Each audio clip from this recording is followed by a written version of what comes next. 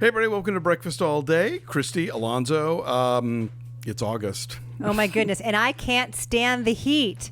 So I guess I'd better get out of the kitchen. That's a long way to go for that joke. Very. Matt's here too, by the way. Matt is somewhere behind the camera, and my kid is here, and his dog is here. It's a jamboree. And Alonso's husband Dave is here, so we all have our plus ones today. This is.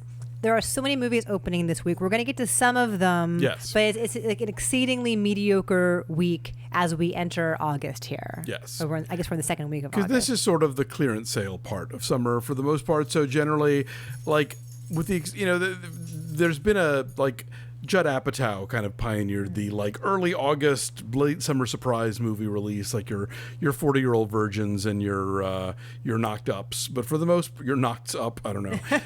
But yeah, for the most part, August is a bit of a dumping ground. Although I'm a little bit higher on this one than you, but we'll get into that. So this is The Kitchen, based on the graphic novel of the same name. It stars Melissa McCarthy, Tiffany Haddish, and Elisabeth Moss as mob wives in the Irish mob in the late 1970s New York, and when their husbands get carted off to jail, they take it upon themselves to sort of take over because the guy who is running the Irish mob is not doing a very good job and certainly not paying the women whose husbands are in jail, so they got to be large and in charge. And this is a lot like Widows, not just sort of in terms of the setup of it being mob wives who enter crime themselves, but it has the same problem that I had with Widows, which is this needs to be much longer because I feel like I love the performances and I love the milieu, the way they kind of create late 1978 Hell's Kitchen. But this movie is in such a hurry to cram everything in that we just sort of skate along the surfaces of everything. We don't really get to know these characters better, understand the mechanics of this world better. When you look at a great Scorsese mob movie, he is taking time on the side to sort of show you where does the money come from and where does the money go and who's in charge of what and who makes decisions about what and what's the process of things. And I feel like we're not getting any of that. And it left me with a lot of questions. So I like what I'm getting from this movie, but it left me wanting so much more of it. Someday in film schools, they will teach this movie as an example of everything going wrong all at once with a stunning array of talent going to waste. Beyond these three actresses, and I think Tiffany Haddish is miscast here. I mean, I think she's a revelation. No. It's really uncomfortable for her. I think a dramatic role is out there somewhere on the horizon, and maybe she gave more than what has been cobbled together in the completely erratic editing process here. But it never quite clicks or feels comfortable.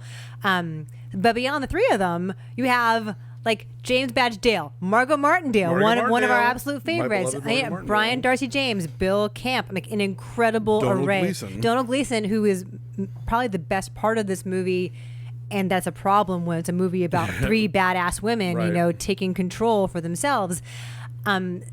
Nobody is written here like a real person. I mean, the worst of all, Elisabeth Moss gets the worst, shortest shrift of all. I mean, her identifying main character trait is that she can take a punch. I mean, she's been beaten by her husband, beaten by various boyfriends. It's a dark source of humor, I suppose. It's just sick. Well, but that's all she gets to work with here. It's the idea that she is somebody who's been victimized, and then she becomes the most bloodthirsty of the three of them.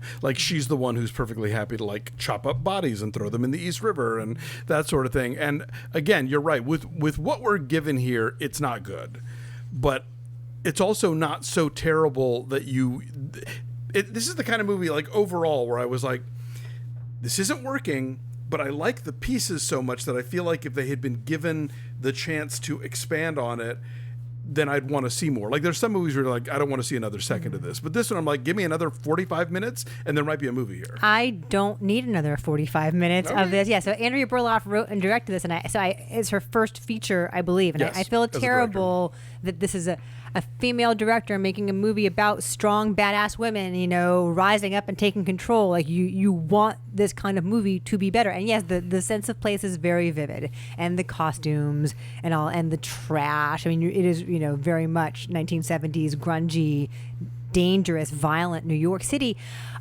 But the way it is edited and like the quick little cuts to get to this storyline and then that storyline, you have like literally 2 lines of dialogue in one person's storyline and then it's off to the next thing.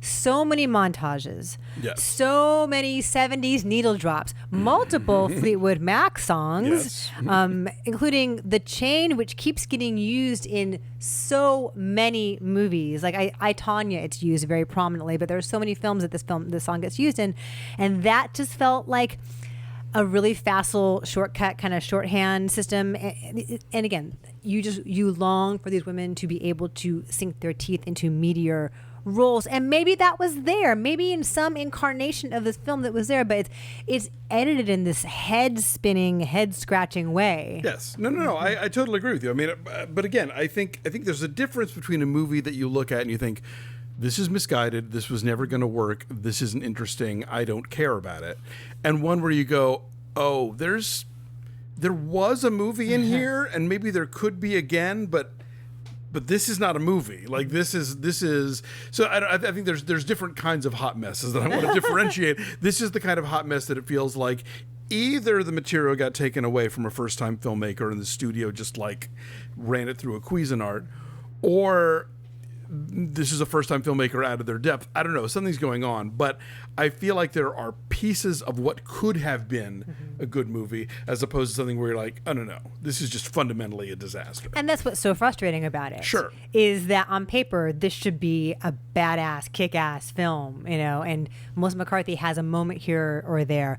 Donald Gleason is pretty good in this. I don't know what accent Margot Martindale is doing. That was a little vacillates iffy. wildly between like really like heavy New Yorker and then like a little Southern because she's Texan, right? She's a Texan, yeah. I don't know what she is doing. I guess she's like the badass matriarch of the Irish mob. Yeah, she's the woman behind the guy. Like no matter who the front person is, she's clearly the one who's pulling everybody's strings. I thought Tiffany Haddish was actually quite good in this, and again, like everything else, suffers from the truncated nature of everything. But I felt like I was getting glimpses of a performance and glimpses of okay, you can change yourself. Like there is nothing about her voice, that sort of gravelly thing that she does when she does stand-up, and in her comedic performances, she's doing something else entirely. And I was like, okay, and but again, the movie keeps letting her down the way it lets everybody down because it's so rushed and so frantic and choppy. So, I would love to be able to say, oh, this is like the equivalent of Awkwafina doing The Farewell, but I think it's at least a sneak peek into what we might get from her in a much better movie. Yeah, I wish the writing were there for her for sure. So I was just squirming and groaning. Tom Ford was sitting between us, and I think he must have seen me just go, oh God, like another fucking montage. Our friend Tom Ford, not the famous one. Yeah, not the expensive eyeshadow guy. But it's a really uncomfortable experience. So I'm saying 2. Wow. I said 6 just because I feel like I see the potential in it, and again, I think we see a lot of crappy movies where it's just like they were so clearly misguided and things are so clearly off base that there's no fixing them. This one feels fixable in a way. This is going to go on my worst of list for the year because this is the kind of movie where like it's such a letdown. It's such a failure given all the components. Maris Alberti shot this, who shot like The Wrestler. I mean, like people who are really, really good at their jobs. Definitely. All being misused or let down or whatever it is. So that thing that's even more of a failure than some dumb like Rob Schneider comedy or whatever. True, but I mean, yes. But here's the thing: like, what I always remember is when Warner Brothers released their cut of Once Upon a Time in America, and it was choppy and nonsensical and awful. And I remember Eleanor Ringel, who was the film critic in Atlanta, who I read devotedly. She's one of my favorites. Saying, well, just talking about how, like, cataloging all the film's faults and saying, there's supposedly a director's cut out there, but I do not want to spend another second with these characters. And then the director's cut came out, and she was like, you know what?